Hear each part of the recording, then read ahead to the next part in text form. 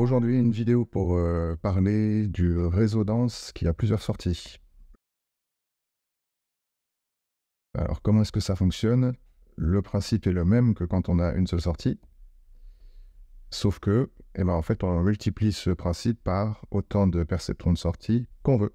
Donc là, on peut avoir un perceptron de sortie qui est ici, il récupère les valeurs de sortie des perceptrons précédents, et puis on en a un deuxième qui récupère également les valeurs de sortie des perceptrons précédents. Le mécanisme est le même, on multiplie par les poids respectifs. Et donc en faisant ça, on a bien une seule sortie ici, pour chaque perceptron, qui est diffusée par contre à chaque perceptron de sortie. Et vu qu'on passe par des poids qui sont aléatoires pour chacun des perceptrons, on va obtenir des valeurs qui sont différentes pour les perceptrons de sortie, au moins à l'état initial. Les valeurs qui sont calculées précédemment sont calculées comme pour un réseau de neurones avec une seule sortie, c'est-à-dire qu'on prend les valeurs d'entrée, on les multiplie par les poids, on les passe dans la fonction d'activation. Et on obtient donc, comme on le voit ici, pour chaque perceptron de la couche cachée, une valeur qui va être diffusée au perceptron d'après.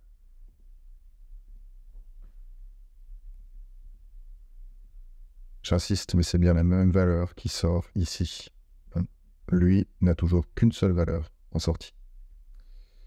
Et on a les entrées. Donc, le schéma global, c'est entrée, perceptron caché, perceptron de sortie. Une fois que ça c'est fait, on peut se demander comment faire donc une prédiction en étant un peu plus dans le détail.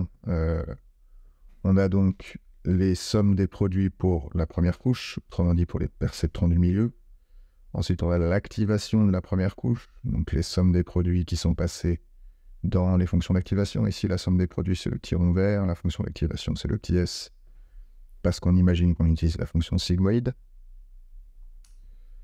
Et puis, une fois qu'on a activé nos perceptrons de la couche cachée, on obtient donc une valeur de sortie pour chaque. Chaque perceptron est activé, et ensuite, chaque perceptron va diffuser sa valeur au perceptron suivant. Donc, on fait la somme des produits, on calcule pour chaque perceptron donc cette somme de produits, et puis une fois que ça c'est fait, on va obtenir la dernière étape qui est l'activation de la dernière couche. Donc pareil, on passe cette somme de produits dans une fonction d'activation, et on obtient donc pour chaque perceptron de sortie une sortie. On va donc de la gauche vers la droite, vers l'avant, on fait bien une prédiction.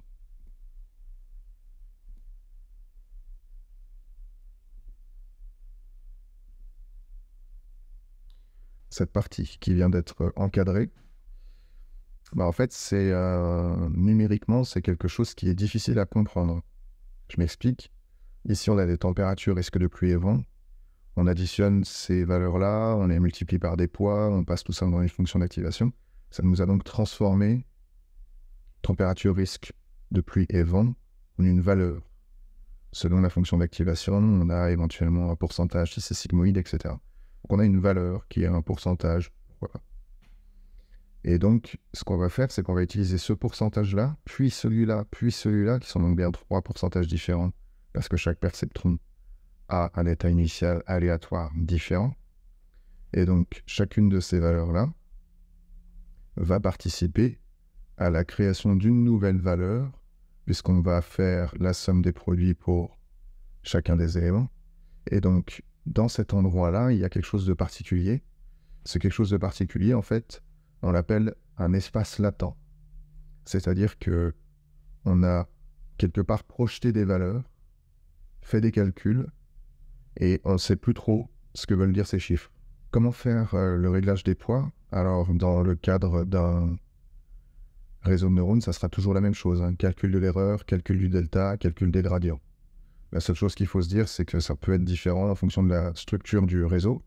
Donc, on avait vu une structure avec une seule sortie, et là, on voit une structure avec plusieurs sorties. Donc, cette structure-là a plusieurs sorties, c'est la même logique, on calcule l'erreur pour chaque perceptron de la couche de sortie. Donc, c'est réponse moins prédiction. Une fois qu'on a fait ça, il faut qu'on calcule le delta comme on a fait pour un perceptron seul. Donc là, la dernière couche, elle est relativement simple. Une fois qu'on a calculé le delta, donc c'est l'erreur fois la dérivée, et ben, on va calculer les gradients. C'est donc le delta fois l'entrée étant la sortie du perceptron suivant. Donc là, on a la sortie de celui-là. Pour calculer le gradient du poids qui est ici, on va prendre la sortie qui est ici et le delta du perceptron qui est là. Pour calculer le poids qui est ici, on va prendre la sortie qui est ici et la multiplier par le delta de ce perceptron-là. Donc, dans la delta, on multiplie par son entrée et ça nous donne le gradient. Le gradient, donc, la valeur avec laquelle il va falloir qu'on ajuste le poids. Ensuite, on fait la même chose avec la valeur de sortie du perceptron précédent, donc c'est une autre entrée du perceptron de sortie, et encore avec celle-là. Et on a donc calculé les gradients du premier perceptron de la couche de sortie. Donc on sait comment régler ces poids. Si on continue, on va faire la même chose avec le suivant. On a donc son delta, et on fait la même chose avec les entrées respectives.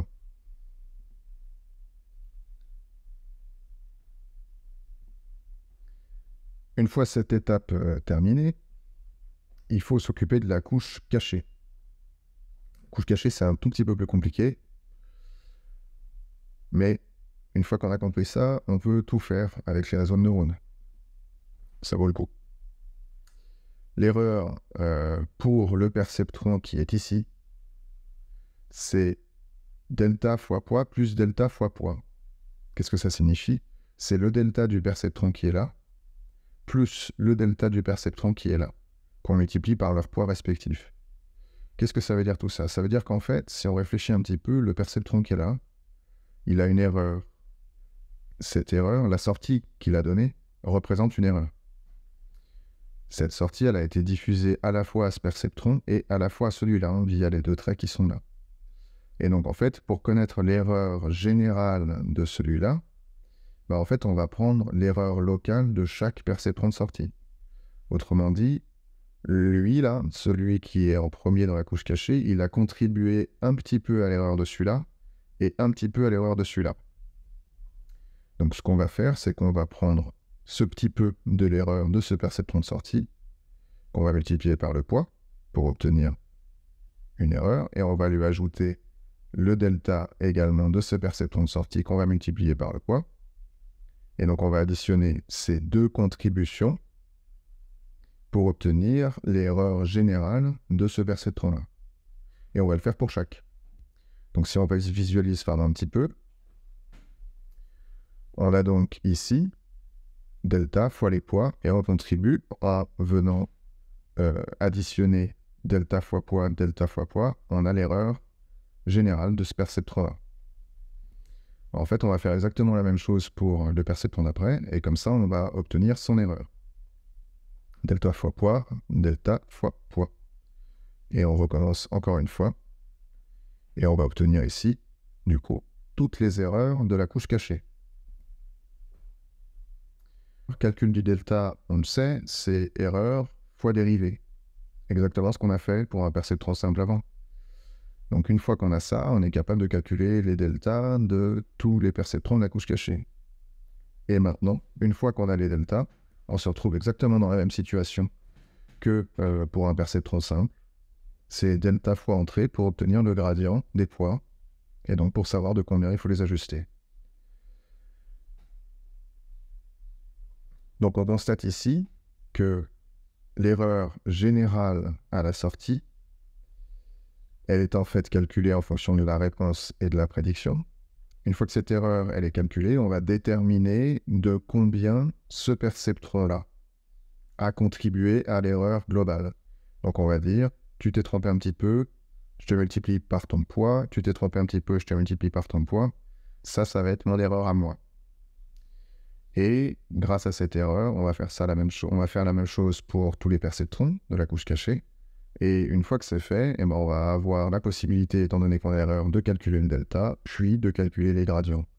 Et donc on est comme ça en capacité de reculer, de propager l'erreur en arrière.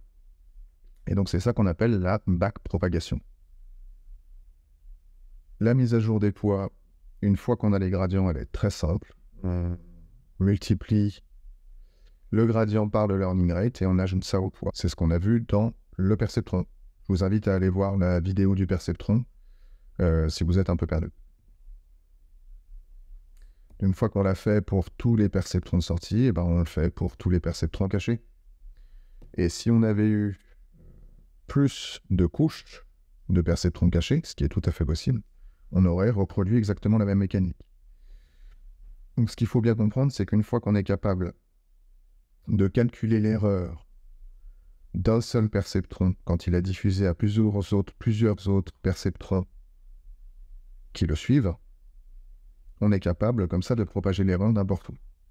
Ça c'est très important parce que c'est ce qui permet d'avoir la main sur l'entraînement d'un réseau de neurones, être capable de propager cette erreur. On voit ici les dernières mises à jour du dernier perceptron de la couche de sortie. Et donc, l'apprentissage, c'est fait. Voilà, une autre vidéo un peu courte sur les réseaux denses pour montrer la propagation de l'erreur. Tous ces éléments-là permettent d'être très à l'aise ensuite avec les réseaux de neurones, puisque c'est à partir de ces fonctionnements-là que tout est bâti. Même ChatGPT repose sur ce principe de base de propagation d'erreurs en arrière. Ciao.